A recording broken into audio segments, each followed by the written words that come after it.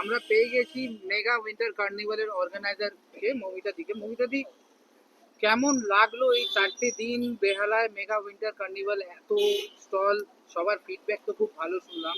আপনার কেমন লাগলো? প্রথমত, যে সময় আমি এই কথাটা বলছি এখন বলতে গেলে অনেক সেলাররা চলে গেছে, একটু রাত হয়ে গেছে। আমার বলার থেকে যদি সেলাররা বলে আমার মনে হয় সেটা বেশি ভালো। যে কোনো অর্গানাইজারই বলবে তার এক্সিবিশন হিট বা খুব ভালো হয়েছে। আমার মতে সেটা যদি সেলাররা স্বতঃস্ফূর্তভাবে বলে সেটাই আমাদের জন্য যথেষ্ট। আর এটাই মানে আমি তো বলবোই আমার এক্সিবিশন ভালো। তবে হ্যাঁ, বেহালার ক্রাউড ভালো, আরো ভালো আশা করেছিলাম।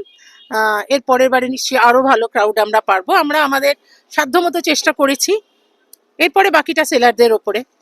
কোন কোন সেলার ব্র্যান্ডসরা ছিল, কারা কারা ছিল? আমাদের সঙ্গে এবারে প্রথম অঞ্জলি বলো, জুয়েলার্স ছিল, এছাড়া কেশি দাস ছিল, এছাড়া গাড়ির ছিল, জাস্ট নামটা কেয়া। কেয়া কেয়া গাড়ি মোটরস ছিল।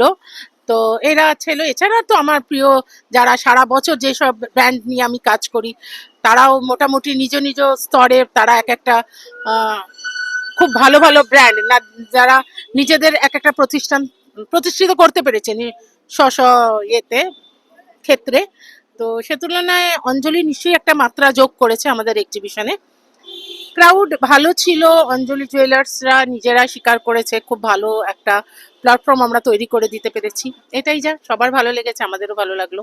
এই পুরো ইভেন্টে আমরা সমস্ত স্টলের সাথে কথা বলেছি, তাদের খুব ভালো লেগেছে। তো হুম। পরবর্তীকালে নেক্সট কোন ইভেন্ট নিয়ে প্ল্যান করছেন? নেক্সট আমরা এখানে বেহালায় যে চণ্ডী মাঠ আছে, আমরা চণ্ডী মাঠে আবার আসছি।